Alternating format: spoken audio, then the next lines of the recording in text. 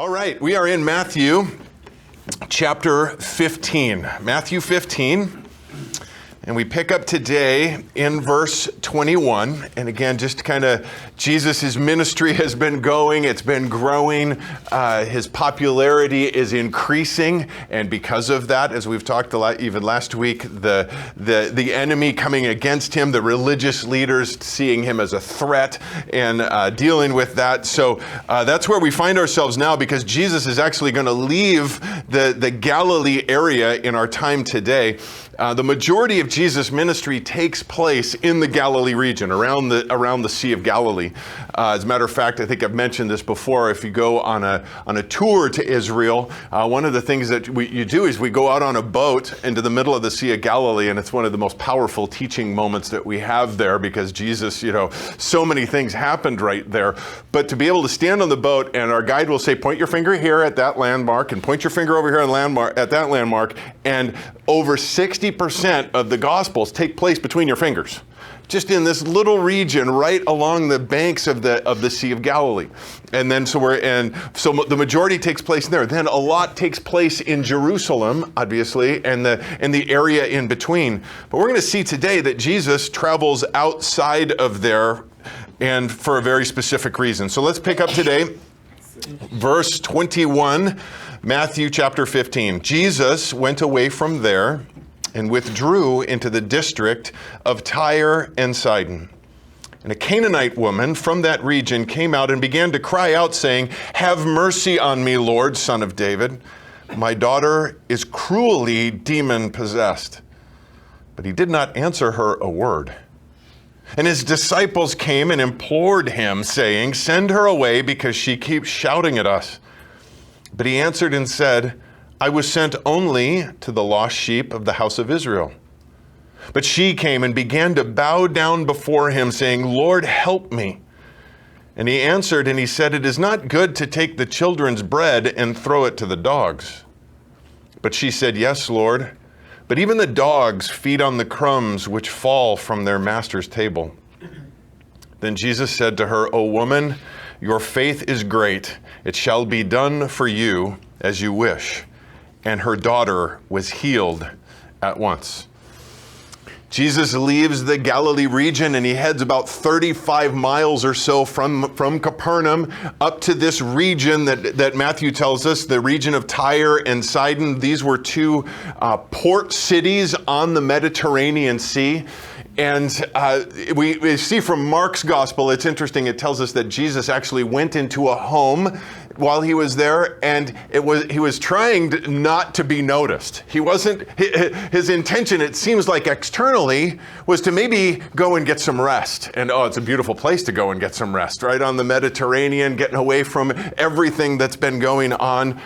It's a largely, if not completely, Gentile area with a few Jews, but it's mostly a Gentile area and not shall we say, a good area. There's a lot, because there's a lot of commerce, there's a lot of worldliness that is going on in these areas. As a matter of fact, if you'll turn back just a few pages into chapter 11, Matthew 11,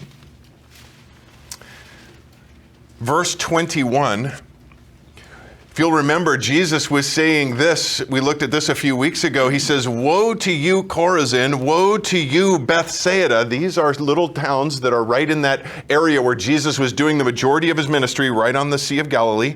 "For if the miracles had occurred in Tyre and Sidon, which occurred in you, they would have repented long ago in sackcloth and ashes."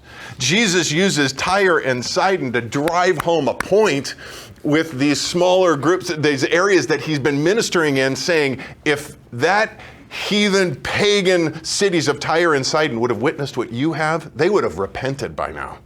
Really calling down upon making an issue of the fact that they haven't repented, they haven't turned, they haven't seen the truth right before them. But we get a little bit of a glimpse as to what Tyre and Sidon were really like. Jesus goes there. And we're introduced to this woman. Again, Mark says that he wanted to be unnoticed. but Jesus can't go anywhere without being noticed, even into this Gentile area. And we're introduced into this woman, a Canaanite woman, not only a Gentile, but a Canaanite. Canaanites were the enemies of Israel from back in the Old Testament. And she comes to him, and her daughter is demon-possessed, cruelly demon-possessed. This demon is manifesting its wickedness in her daughter. And notice her response, or her request, have mercy on me. Have mercy on me. That strikes me, because notice she doesn't say have mercy on my daughter. She says, have mercy on me. That causes me to take pause for just a second, but I don't have to think about it too long, because I know a mother's heart, because I see it in my wife. I see it in other women that has that heart so much for their children that they can't bear to see their children suffering or hurting at all. And because of that, she's saying, Lord, this is tormenting me to see my daughter in this situation. This is punishing me to the extent to see my daughter so lost and so far away. I can't bear to see her in this condition. Now, we don't know any details about the daughter. We don't know if she's a young girl, if she's older. We don't know why or how she ended up in this position. But we see this mother's heart, this burdened, broken heart for her daughter. We were talking yesterday morning at the men's study about the burden, and we're going through Nehemiah, and the burden that Nehemiah had for the Jewish people, and those specifically in Jerusalem. And we started talking about this particular thing about having an effectiveness in ministry begins with a great burden for those that were called to minister to. And it just got me again thinking about this, and I loosely mentioned a quote that I didn't write down before yesterday, but I went and got it because it's one of those that really challenges me, and again, pray that it challenges each of us as God has called us to unique ministry. But Charles Spurgeon said this, speaking of those that dealing with the lost around us. And he says, the Holy Spirit will move them first by moving you. If you can rest without them being saved, they will rest too. But if you are filled with an agony for them, if you cannot bear that they should be lost, you will soon find that they are uneasy too. I hope you will be caught up into such a state that you will dream about your child perishing for a lack of Christ and start at once to begin cry, oh God, give me converts or I will die. Then you will have converts. I take that back to this woman and interceding for her daughter. The heart that is coming out here, it's like, Lord, save her or I'm going to die. That desperate plea, interceding in that way. And she doesn't stop. She's persistent in her intercession as well. Notice how she addresses Jesus. Again, she is a Gentile, and she comes and she says, Lord, Son of David. That word Lord is that Greek word that we come over and over again to, kurios. It means master. It means one who is in complete control. She's coming completely humble before Jesus and saying, Lord, help me. But not just that, Lord, Son of David. That, as we've mentioned also, is a title for the Jewish Messiah. She is coming as a Gentile, recognizing him as the one that the Jews have been waiting for. Even though so many of the Jewish religious leaders and those that Jesus has been ministering to over and over fail to recognize it, she recognizes it. She sees it. She believes. She's very convicted by this. She comes in faith, believing that he is the one that is to come. We know that faith comes by hearing. Somewhere along the line, someone told her about Jesus. And Jesus then, as he comes, God works in the hearts of us, and the Holy Spirit then taking that word and implanting it in her heart. Somehow, some way, God worked in such a way in her life that she fully believes this. What she is doing here alienates her from her Gentile friends, for sure, and certainly not embraced by the Jewish community, as we see even in the disciples' response. But she fully believed that Jesus was the one and that he could help her. And she comes and she says, have mercy on me. Notice, mercy, not give me what I deserve. Mercy, Lord, this is nothing that I deserve. This is all in your hands. Please bless me and heal my daughter. Now, the response, as we've read, is kind of hard to believe, isn't it? I was just mentioning just a few minutes ago, this is one of those passages, quite honestly, that if I didn't teach through the Bible verse by verse, I'd probably never come around to this one. Because this is real. I mean, you read through this and you're like, I'd just as soon not address that. Let's just skip down, because this doesn't fit Jesus at all, does it? But I'll tell you, after spending time really praying through this and looking through this, there is so much that is so amazing in this. But at first glance, when we read through this, the response is really hard to believe. First of all, let's look at the response of the disciples. They want to send her away in verse 23. Now, literally, a lot of people, scholars that have been reading through this, it wasn't like they were saying, Jesus, just send her away. Literally, they were saying to Jesus, would you just give her what she wants so she leaves us alone? We came here to get some rest, to get away from everything. Would you just, we know you can heal the daughter. Could you just snap your fingers? Let's get this done so she leaves us alone. Do the right thing, but oh, what a heart, right? Totally wrong heart. But I think Jesus' response is even harder to believe. In verse 23, first of all, he doesn't even respond, almost ignoring her.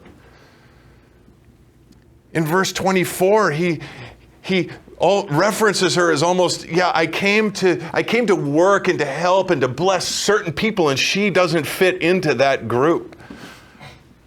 And then the last response in verse 26 almost comes across again. If we didn't know Jesus as we know him, this heartless, almost insult, why would I throw the bread that's supposed to go to my children to the dogs?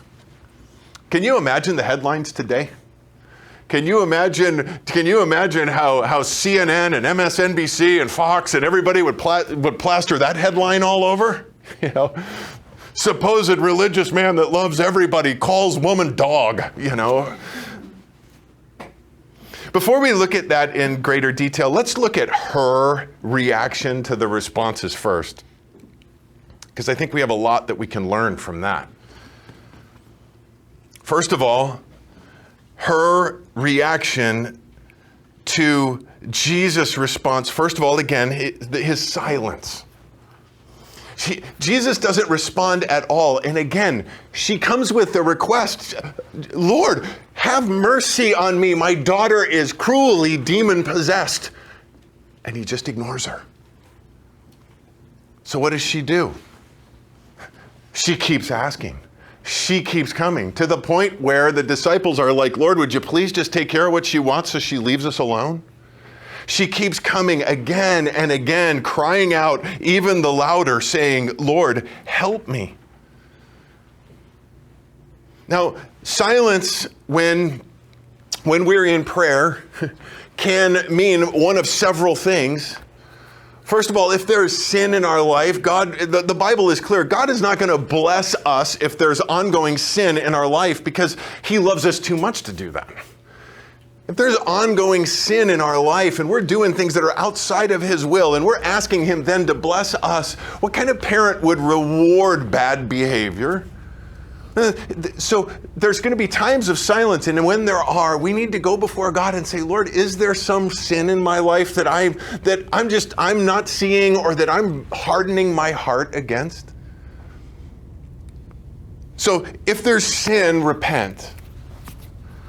But if you're a sinner, welcome to the club.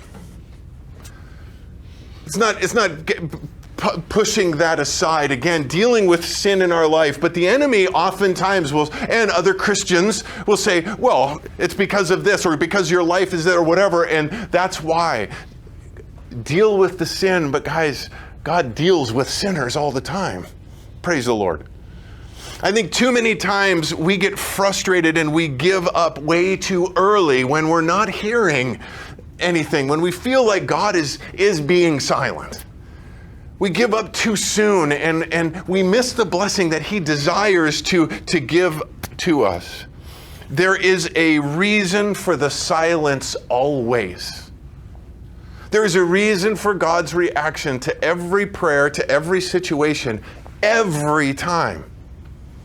Sometimes, again, that silence is because he wants to deal with something in our lives, but silence is not necessarily a no. Jesus told us back in Matthew chapter 7, ask and it will be given to you, seek and you will find, knock and it will be open to you. When we went through that, we covered the fact that those verbs are not one and dones. It's not ask once and then wait. It's a continual. It means ask and keep asking. Knock and keep knocking. Seek and keep seeking. Why is that? Well, we'll touch on that a little bit more as we continue to move through this, but God desires a deeper relationship with each one of us. So often, and again, we see it in our own interpersonal relations. If I know we're going to do what is the least necessary to get what we want, that's just in our human nature. If all I have to do is make just a quick little phone call, boom, and it's done, that's all I'm going to do. But if it means that I'm going to have to go and continually invest into something to do that, I will eventually do that in order to get what ultimately I want. And God desires a deeper relationship with us. He wants this to be more than just a, hey God, I need this. Thanks for letting me check in with you real quick. He desires a deeper relationship with us. And we see that this is drawn out of this woman as we move forward. Secondly, again, in verse 23, Jesus does not respond, but the disciples do. And again, their response is, Lord, would you please just give her what she wants so she leaves us alone? Notice that she's not deterred at all by their attitude. That doesn't slow her down a bit. If anything, it encourages her to keep pressing forward. And can I just say there's a couple of avenues that I think we need to just pause here for a second and look at, because how do we respond when Christians say and do things that are discouraging towards us? I don't know if you've ever been in a position before where maybe you are seeking God about something, and the response that comes back to you is, you know what, obviously God isn't interested in helping you in that, or even coming condescendingly or condemningly. And so many times that can push us away, or that somebody says something that's hurtful or whatever, and that can turn us away from God. Can I encourage you that if that's you, if you've been in that situation, please don't let other Christians or people that claim to be Christians affect your relationship with Jesus. Don't let their attitude and the things that they have said get in the way of your relationship and your continued seeking after God. Be gracious. Be full of grace. Because again, if those things have happened, we're all sinners. Again, like I've said, just to keep underscoring that, we're all in process. We are all being sanctified. And there are going to be times that even somebody has something well-meaning, their intentions are good, but it comes across a certain way and feelings can get hurt or however that works. And I just want to encourage you, if that's been that way, forgive them, keep your eyes on Jesus, keep moving forward. But on the other side of that, guys, we have to be so careful what we say to others when we are encouraging others. Some things that we say, especially if people are coming from a different type of background. Again, remember, this is a Gentile woman, and she's coming to Jesus. What an opportunity that these disciples had that said, hey, to even pull her aside and say, hey, you know what? Jesus is super busy and super tired. Hey, let me just talk with you for a little while. And when Jesus has a little, instead of, again, this whole attitude of send her away, get rid of her, just be so careful, because we are Christ's ambassadors. We are the ones that are his representatives in the world, and we have no idea how much that can positively affect or negatively affect those that are around us. But I praise God as we continue to look through this, that this woman didn't get frustrated, didn't get upset, didn't get her feelings hurt so much that she turned away. She kept coming. And then Jesus says something very interesting. Again, in verse 24, he says, I was sent only to the lost sheep of the house of Israel. Now again, on the surface, that could come across to her, well, I'm not of Israel, I'm a Gentile. So she could have turned away at that moment. But let's be honest, if that was Jesus' true intent, was to send her away, this could have ended long ago by now. What is her response here? Well, verse 25 says, she came and began to bow down before him. That word bowed down there is the Greek word proskuneo, which is translated most other places as worship. So she doesn't get the answer that she is thinking that she's going to get. She's not gotten the answer that she wants. What's her response? To worship. She falls down on her face before Jesus, and she worships him. How do you react when you see that God is blessing and working in other people's lives, in other people's situation, and he doesn't appear to be answering your prayer? When you're praying for a particular blessing, when you're praying for God to work in a certain way, and it's a godly request. Again, her thing isn't, God, make me rich. She's not praying for a bigger house or a better job. She's saying, Lord, heal my daughter. She's full of demons. That's a request that we know God wants to honor. And yet, it's not getting the response she wants, but she's heard that he's cast out demons in others. How do you respond when that happens? Notice her response is that she presses in closer. Worship, and again, I have this picture before me. She's coming physically closer to the Lord, but as she bows down before him, her heart is coming closer to his. I don't think that it is any coincidence that this story is on the heels of the one we looked last week. If you look back earlier in chapter 15, verse 7, remember as he's speaking to the Pharisees that are there, he says, you hypocrites, rightly did Isaiah prophesy of you. This people honors me with their lips, but their heart is far away from me. In vain do they worship me, teaching as doctrines the precepts of men. They honor me with their lips, but their hearts are far away. And here we see this woman who had every, I guess, physical right. Who would blame her after what has happened so far of saying, you know what, forget this thing, I'm going away. And her heart being pulled farther away. But here we see a heart drawn closer to Jesus. Focusing only on him. I can see, again, as my mind paints this picture, the room full of people as she's at the door when she's first crying. She's coming closer and closer until she is on her face at his feet. Now it's just her and him. The rest of the room still has people, but her heart and his heart, that's all that matters. Guys, sometimes that's where prayer takes us, where it's just us and him. And that is what worship truly should be. When we worship, that is what it is. It is our heart and his, one on one. We call worship what we did before the message, where we sing. And yes, that is a way to worship. But guys, our lives should be an act of worship. Everything that we do, our hearts focused completely and totally on him. Because only he can provide. Only he can take care of everything it is that we need. Jesus says in John chapter 4, speaking with the woman at the well, which, by the way, that's what the kids are looking at today. So later on, you can talk with your kids a little bit about what they're learning from this message. But meeting the woman at the well, the Samaritan woman.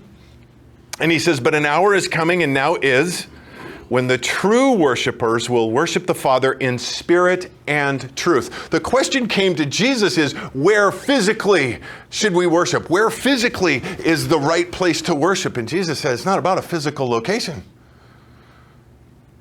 Will worship in spirit and truth. For such people, the Father seeks to be worshipers. God is spirit, and those who worship him must worship in spirit and truth, with a heart, again, close to his.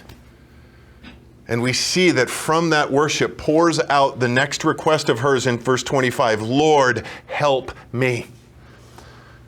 And I see that in that desperation, Lord, help me, because only you can.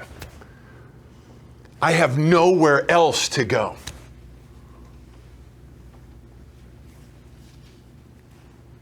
Lastly, let's look at her response to, again, what seems to be a heartless insult. Again, Jesus says in verse 26, it's not good to take the children's bread and throw it to the dogs. And look at her response. Yes, Lord. But even the dogs feed on the crumbs which fall from their master's table. Let's be honest. How would you respond? How would you respond if you went to Jesus and you said, Jesus, I need your help? And he said, it wouldn't be right for me to give the help that I should give to one of my children and throw it to a dog. How would you respond? Now, wait a minute. Hang on a second. Who are you calling a dog? Right? Who wouldn't respond that way, at least in our heart? But look at her heart. Guys, we have so much to learn from just this response. Because basically what she's saying is, Lord, you're in charge, and do whatever you want. And I'm honored to be called a dog because I know I'm worse. Dog is too good to call me.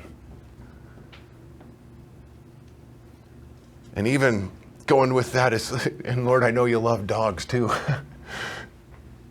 Would you bless this one? It's a heart of humility. It's a heart of reality. I mean, we come to God a lot of times thinking, God, give me this because I deserve it. Give me this because I've served you, because I've done this, because I prayed yesterday, because I read my Bible on Tuesday. So you have to bless me. Like somehow those things impress God. Coming with this, again, just absolute brokenness, humility.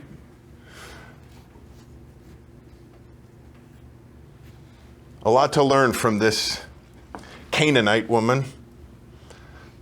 But what do we do with Jesus' attitude? What do we do with his thing? I mean, we can't just ignore that, right? I mean, those responses, they're difficult even just going through this again. We're kind of highlighting her. What about Jesus? What do we do with that? Well, we have to understand something when we go back in. And I just been so blessed as I've spent enough time with this week because I struggle with this. But understand, guys, he knows hearts. It tells us that in several places. He knew their hearts. He knew their responses. He knew what they were thinking. He knew what was deep in their hearts. He knew her heart.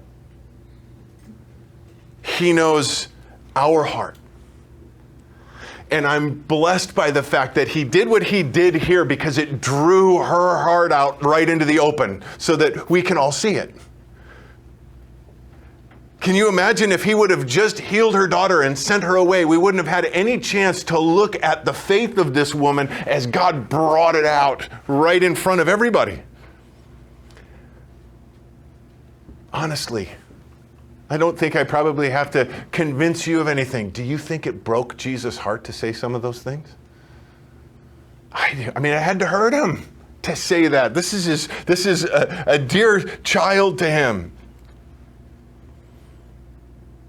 But how do we do this? What does this mean? Well, first of all, he says the lost sheep of the house of Israel. What does Israel mean?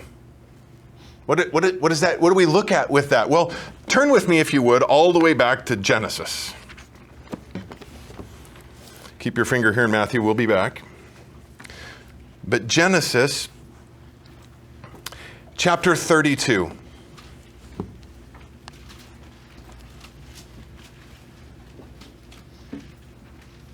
Genesis 32.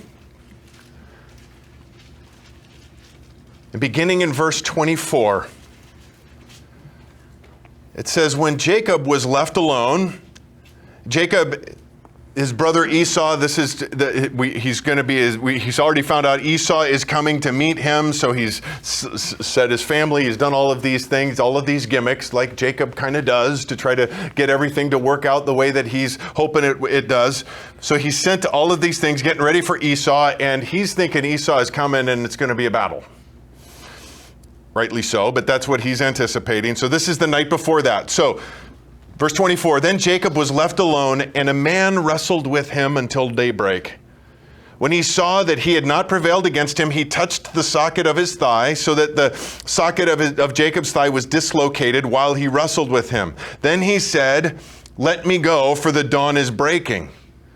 But he, that being Jacob, said, I will not let you go unless you bless me. So he said to him, what is your name? He said, Jacob. He said, your name shall no longer be Jacob, but Israel, for you have striven or wrestled with God and with men and have prevailed. Jacob asked him, please tell me your name. But he said, why is it that you ask my name? And he blessed him there. Jacob named the place Peniel, for he said, I have seen God face to face, yet my life has been preserved. Many believe here a pre-incarnate appearance of Jesus. Others believe an angel. Regardless, do you think that Jacob stood a chance in a wrestling match with either one? No, it would have been over immediately if that was the intent of the match, to come up with a winner. No, God purposely chose to allow this to come through so that Jacob then wrestles through with these different things. And we don't have any idea what went on beyond the physical here, but we know Jacob comes away from this a different man. And it tells us that he blessed him there. And I come to that because what a great picture that comes alongside with this woman back in Matthew chapter 15. First of all, somebody who's wrestling with, and God's desire is to bring something out of that individual.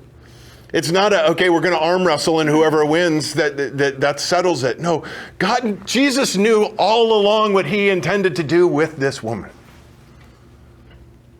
But he chose to do it this way, to bring this and to draw it out of her. And the same thing God always intended to bless Jacob. But he chose to do it that way, to bring it into a more close and intimate setting. Notice Jacob at the end said, I saw God face to face. And guys, when we wrestle with God over certain things that he allows to go on for whatever in his sovereignty he allows to go on, that's where we see him and we meet him face to face. Obviously, Jesus is not speaking when he says this, I came only for Jews, because we know that's not the case. Again, back in Matthew, if we go back just a couple of chapters, we were in Matthew chapter 12 a few weeks ago. If you go back there real quickly, it tells us, speaking of Jesus, in verse 17, this was to fulfill what was spoken through Isaiah the prophet. Behold my servant whom I have chosen, my beloved in whom my soul is well pleased. I will put my spirit upon him, and he shall proclaim justice to the Gentiles. Not to the Jews, to the Gentiles. He will not quarrel nor cry out, nor will anyone hear his voice in the streets. A battered reed he will not break off. A smoldering wick he will not put out until he leads justice to victory. And in his name the Gentiles will hope.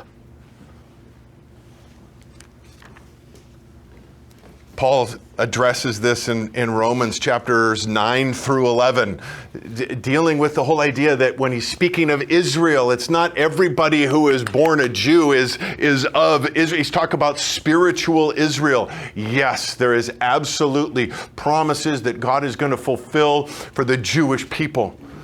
But it talks about us as Gentiles being grafted in. That's always been God's plan. So that Jesus was not at all dismissing her. Again, he was drawing her closer. John 10:16, one other example. Jesus said, I have other sheep which are not of this fold. Speaking of Gentiles, I must bring them also, and they will hear my voice, and they will become one flock with one shepherd. Not a separate flock, one together. Silence and apparent refusals, as we see laid out here, are trials of faith. God desires to draw our faith out, to strengthen our faith. And that's exactly what he says in verse 28. O woman, your faith is great. It shall be done for you as you wish. Your faith is great. Remember who else he said that about? Faith that amazed him? The Roman centurion, another Gentile. It tells us that immediately his daughter was healed. Now, as we move into the next section, just look at the beginning, verse 29, departing from there. Guys, he went all the way 38 miles to see and to heal her daughter, to meet her. Nothing else is recorded that he did in Tyre and Sidon. Doesn't say that he hung out there for a month. Doesn't say that, it doesn't record anything else in either this gospel or Mark's gospel. It says he went there, he did this, and he left. He had an appointment with her. He planned to do it all along and to strengthen her faith and to give us a great example. Tells us in verse 29, as we continue, he departed from there, and Jesus went along the Sea of Galilee, and having gone up on the mountain, he was sitting there, and large crowds came to him, bringing with them those who were lame, crippled, blind, mute, and many others. And they laid them down at his feet, and he healed them. So the crowd marveled as they saw the mute speaking, the crippled restored, and the lame walking, and the blind seeing, and they glorified the God of Israel. Now, Mark gives us a little more detail that is very important to this. It says going back to Galilee, but he did not go back to the Galilee on the west side of Galilee. That's where Capernaum and all of the Jewish places that we talk about where Jesus spent. No, he goes to the east side to a place called the Decapolis.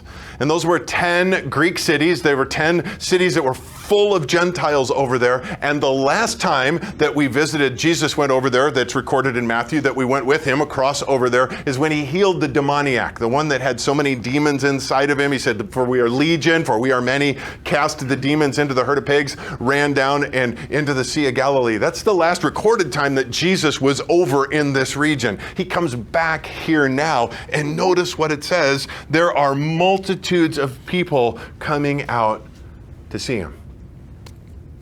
Why do I highlight that? Well, if you'll remember back in Matthew 8, that's when we saw the time when Jesus healed the demon-possessed man. Jesus sent him out immediately. I mean, we talked about it when we were there. How much sense does that make? Here's this guy that's been running around for a long time, naked, cutting himself, terrorizing the entire area. Jesus casts out the demons. And the guy says, Jesus, let me come with you. And that would make sense, right? Come with me, I'll train you, I'll make you one of my junior disciples, come right along. That would make sense. But Jesus says, no, go. Go and tell everyone, go throughout the cities, throughout all over, and tell everybody what I did for you. And he did. He went with no training. This was Jesus' first missionary that he was sending out. But look how effective. Now, I'm not saying that all of these people came because they heard this man's testimony, because Jesus, as we've said, has become famous throughout the whole area. But I have no doubt that many did. Many, after they saw that what Jesus did with this guy, the one that was terrorizing, that everybody knew, say, you don't go over by the tombs because there's a guy that lives over there and he's nuts, and you just stay away from him, everything. And now he's going around and saying, remember that guy? That was me. And Jesus touched me. Jesus healed me. Tell me that some of those people aren't, hey, Jesus is here? I got to go find out what that guy is all about. That's what our testimony does. That's what our testimony can bring to others. We can say, again, man, you wouldn't have believed me before, but God. Sharing your testimony. Gentiles coming out in mass now to see Jesus, and he's healing them. And Mark zeroes in on one in particular that he heals. And they're there for it. We see in just a moment, they're there with him for 3 days. There's so many people and so much going on that they don't leave. They're just with Jesus for 3 days and watching everything that is going on. And notice, glorifying the God of Israel. They are seeing this Gentile group of people. They are seeing God at work in Jesus, and they're glorifying God. Just that simple faith. Again, compared to those that should have known, that should have been looking for the Messiah, as we have in several other places. Well, we continue. Verse 32, and Jesus called his disciples to him, and he said, I feel compassion for the people because they've remained with me now for 3 days and have nothing to eat. And I do not want to send them away hungry, for they might faint on the way. The disciples said to him, where would we get so many loaves in this desolate place to satisfy such a large crowd? And Jesus said to them, how many loaves do you have? And they said, 7 and a few small fish. And he directed the people to sit down on the ground. And he took the 7 loaves and the fish, and giving thanks, he broke it and started giving it to the disciples, and the disciples gave it to the people. And they all ate and were satisfied, and they picked up what was left over of the broken pieces, 7 large baskets full. And those who ate were 4,000 men, besides women and children. And sending away the crowds, Jesus got into the boat and came to the region of Magadan. Sound familiar? It was just a couple of weeks ago we looked at Jesus feeding 5,000 people. Same situation. Why is this recorded for us again? Why did Jesus repeat something that he's already done?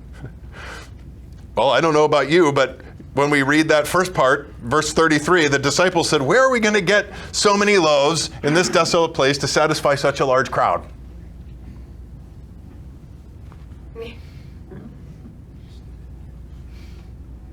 Hello? This just happened. I mean, for us, it's only been a couple of weeks. For them, at the most, it was just a few months. It just happened.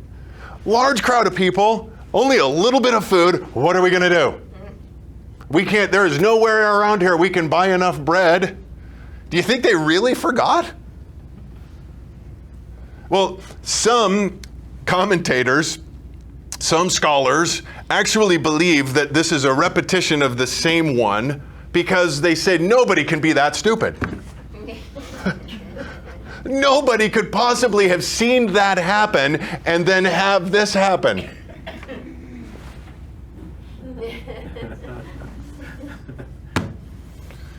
I'm so thankful it's here because I look at that and I'm going, that would probably be me.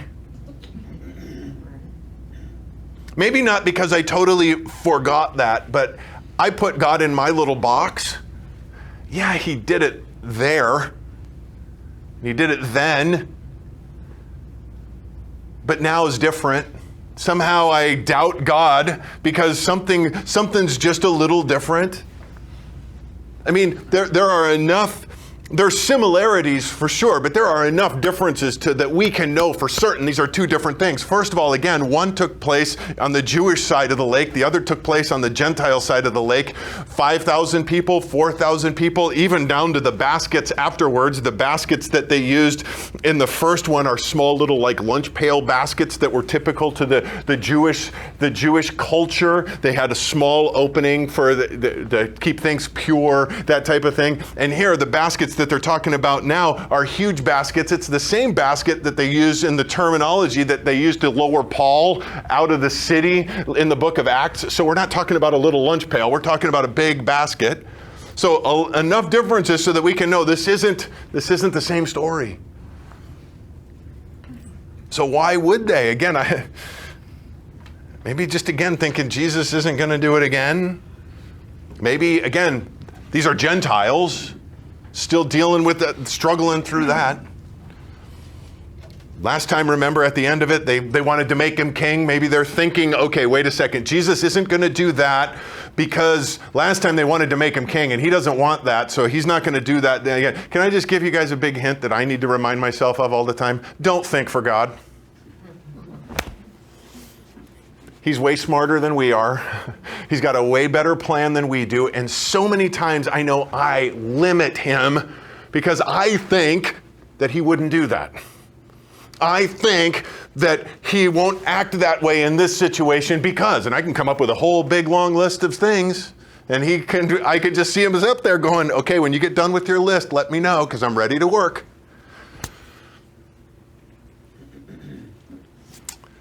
Psalm 5:3, I remember a time in my life when this blessed me, and just the other day as I was going through this, I was thinking, I came back and just read it again. It says, "In the morning, O Lord, you will hear my voice in the morning. I will order my prayer to you and eagerly watch." I'm just going to pray, and I'm going to watch you work. I'm not going to put you in a box. I'm not going to put conditions on things. Lord, I just want to see you work. It's so easy to forget the things, guys, that we're supposed to remember. And it's so easy to remember the things that we're supposed to forget. We see again that Jesus heals the sick and he feeds the hungry. We're going to celebrate communion this morning. And we've looked at these physical things. He's healing the sick physically and feeding the hungry physically. But as we celebrate communion, let's turn our hearts to the fact that he heals us spiritually because he went right to the root of the problem of every disease, and that's our sin.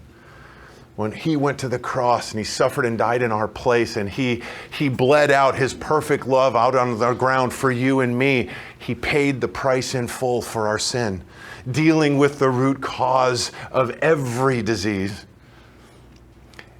And he also satisfied the deep hunger in our soul for a restored relationship with our Creator that sin separated. As we pray and as we are going to sing one song together as we distribute the elements, I come back to that thing again as we touched on it a little bit earlier with this woman. If there's sin in your life right now, if there's an ongoing sin in your life that you know there's something in your life that is not pleasing to God, repent. Repent. Repentance means to turn from it. Repentance means to turn and receive what God has for you. Repentance means to stop going that direction and turning to Jesus. But I do know, and I've had several conversations around people that say, I want to take communion, but I'm not worthy. Guys, none of us are worthy. That's the point. That is the point. That's why we celebrate this. Jesus says, do this in remembrance of me. Not in remembrance of me, in remembrance of him. When we go before him, when we go to the table together before him, it is all about him. It's all about what he has done. Healing our sickness and satisfying our hunger. Let's pray. Oh, Jesus, you are so good. What an amazing God you are. And Lord, as we look at this today, just so blessed as we see how you work. Lord, I know I confess myself at times I can get frustrated because you're not acting in a way that I think you should, or moving in a time frame that I have put you on. But Lord, I'm blessed by this woman that we looked at today, by her faith. Lord, I pray that you would strengthen and grow each of our faiths. We confess that we are desperate for you.